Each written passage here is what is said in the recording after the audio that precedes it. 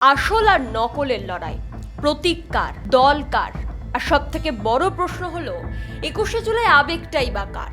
ঠিক 29 বছর পর কলকাতার বুকে আবার ফিরে এসেছে 1997 সালের সেই চেনা রাজনৈতিক আবহ, যখন কংগ্রেস ভেঙে জন্ম নিয়েছিল তৃণমূল কংগ্রেসের। আজ 2026 সালে দাঁড়িয়ে ইতিহাস কি আবার উল্টো পথে হাঁটছে? আজ 21 তুমি কার, এটাই সবচেয়ে বড় প্রশ্ন। ভাই এটা মডেল না, খাতা। আর কত ফটোগ্রাফি করবি? চুপ কর, সামনে মাধ্যমিক, নোট জোগাড় করে পড়তে হবে। কবে পড়বি ভাই? গ্যালারি তো নোটের লাইব্রেরি আর স্টোরেজে পিডিএফ এর ছড়াছড়ি। ধুর, কোনটা পড়বো কোনটা ছাড়বো কিছুই তো বুঝতে পারছি না। আরে তাহলে মৌলিক লাইব্রেরির বই পড়। ওদের সম্রাট এক্সক্লুসিভ সাজেশন বইগুলোতে পাবি সমস্ত গুরুত্বপূর্ণ এমসিকিউ, এসএকিউ ও বড় প্রশ্ন একেবারে উত্তর সহ। কমন পাবো তো? টপারদের জিজ্ঞেস কর। সম্রাট এক্সক্লুসিভ সাজেশন মাধ্যমিক, ভালো রেজাল্টের পাসওয়ার্ড। নমস্কার, আমি ঋষিতা। স্পষ্ট কথায় কষ্ট কি এর নতুন একটা এপিসোডে আপনাদের স্বাগত। ফিরে যাওয়া যাক 1997 সালের 9 আগস্টে। তখন সোশ্যাল মিডিয়া ছিল না, 24 ঘন্টার নিউজ চ্যানেলও ছিল না, সকালের খবরের কাগজই ছিল ভরসা। কংগ্রেসের অন্দরে তখন প্রবল গোষ্ঠীদ্বন্দ্ব।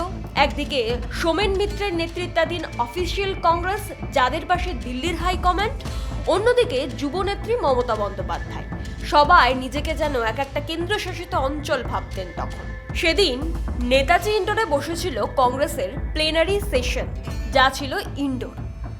আর ঠিক তার বাইরে গান্ধী মূর্তির পাদদেশে লক্ষাধিক কর্মী নিয়ে মমতা বন্দ্যোপাধ্যায় ডাক দিয়েছিলেন বিকল্প সভার, যা পরিচিত হয় আউটডোর নামে। সেদিনই স্পষ্ট হয়ে গিয়েছিল যে কংগ্রেসের ভাঙন আর জন্ম নিয়েছিল নতুন দল তৃণমূল কংগ্রেস। নেতারা ছিলেন ইনডোরে, কিন্তু কর্মীরা ছিলেন আউটডোরে মমতার সাথে। 21শে জুলাই কোনো সাধারণ রাজনৈতিক সমাবেশ নয়, এটা বাংলার রাজনীতির একটা আবেগের নাম। 1993 সালে বাম সরকারের পুলিশের গুলিতে নিহত 13 জন যুব কংগ্রেস কর্মীর রক্তে ভেজা দিন। মমতা বন্দ্যোপাধ্যায় কংগ্রেস ছেড়ে তৃণমূল গড়লেও এই 21শে জুলাইয়ের শহীদ তর্পণের অধিকার তিনি কখনো হাতছাড়া করেননি। বিগত 33 বছর ধরে ভিক্টোরিয়া হাউসের সামনের চত্বর মানেই ছিল মমতা বন্দ্যোপাধ্যায়ের মঞ্চ, কিন্তু 2026-এ এসে পরিস্থিতি সম্পূর্ণ বদলে গেছে। মাত্র 2 মাস আগের কথা ভাবুন, যে দলটার হাতে ছিল 220 জন বিধায়ক, 41 জন সাংসদ, সব পৌরসভা, সব জেলা পরিষদ, আজ সেই দলটাই ভেঙে 3 টুকরো হয়ে গেছে। লোকসভার 20 জন সাংসদ দল ভেঙে যোগ দিয়েছেন নতুন দল এনসিপিআইতে। 80 জন বিধায়কদের মধ্যে 65 জনই এখন কালীঘাটের ছত্রছায়ার বাইরে। তারা দাবি করছেন তারাই আসল তৃণমূল। 22 তারিখে অল ইন্ডিয়া তৃণমূল কংগ্রেসের যে স্পেশাল সেশন আমরা অর্গানাইজ করেছিলাম, যে স্পেশাল সেশন থেকে এনডব্লিউসি গঠিত হয়েছিল এবং শ্রী অরূপ রায় আমাদের চেয়ারপারসন নির্বাচিত হয়েছিলেন। তারপর এটা দেখা যায় যে বিভিন্ন জায়গায় পার্টি অফিসে ঢুকে তৃণমূল কংগ্রেসের নাম করে কিছু লোক অবাঞ্ছিত বিশৃঙ্খলা তৈরি করবার চেষ্টা করছেন বা তৃণমূল কংগ্রেস বলে দাবি করছেন। তো এই অবস্থায় মহামান্য আদালত তাদের কাছে আমাদের সাধারণ কর্মীরা তারা এই স্যুটটা দাখিল করেন। পরিষ্কারভাবে এই রায় বলেছে যে নোভোটেল হোটেলে 22 তারিখ জুন মাসের যে ন্যাশনাল ওয়ার্কিং কমিটি তৈরি হয়েছিল সেটাই একমাত্র অনলি লফুল এক্সিকিউটিভ বডি। তো সেখানে পরিষ্কার বলে দেওয়া রয়েছে অন্য কেউ, মানে অরূপ রায়ের নেতৃত্বাধীন যে অল ইন্ডিয়া তৃণমূল কংগ্রেস, অরূপ রায় যার চেয়ারম্যান, এছাড়া অন্য কেউ যদি তৃণমূল কংগ্রেস বলে দাবি করেন সেটা অবৈধ, ইল্লিগাল। মমতা বন্দ্যোপাধ্যায়কে বাদ দিয়েই তৈরি হয়ে গেছে নতুন রাজ্য ও জাতীয় কমিটি। লড়াই এবার আদালত আর নির্বাচন কমিশনে, প্রতীক আর নাম বাঁচানোর লড়াই। ফলে এবারের 21শে জুলাই 3 ভাগে বিভক্ত। প্রথমবার কালীঘাট শিবিরের সভা নিয়ে চরম অনিশ্চয়তা তৈরি হয়েছে। কলকাতা হাইকোর্টের আগের নির্দেশ মেনে কলকাতা পুলিশ ভিক্টোরিয়া হাউসের সামনে সভা করার অনুমতি দেয়নি। উপরন্তু ধর্মতলে জারি করা হয়েছে ভারতীয় ন্যায় সংহিতার 163 ধারা।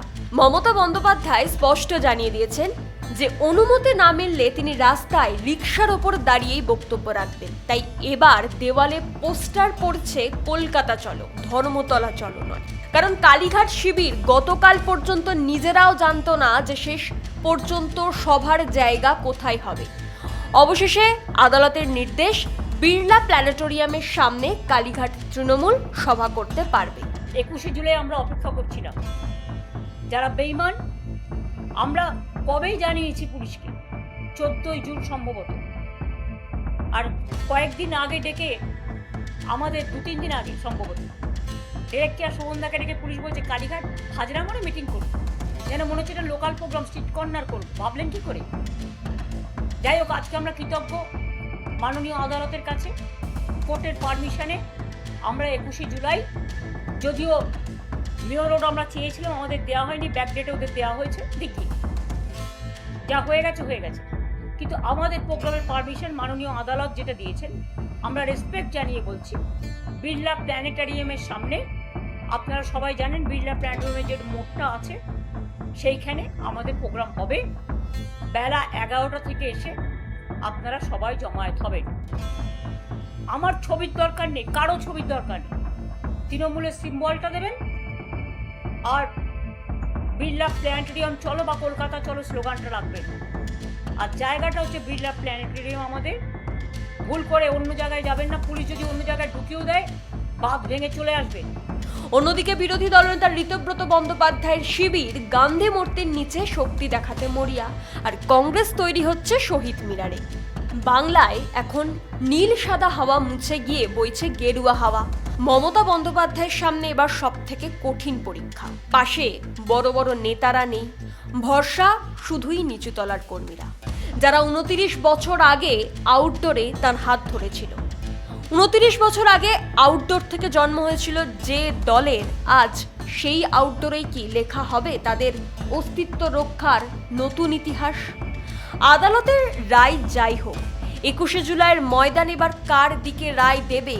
আসল বনাম নকলের এই লড়াইয়ে শেষ হাসি কে হাসবে? আপনাদের কি মনে হয়? অবশ্যই কমেন্ট করে জানান। দেখা হবে পরের ভিডিওতে।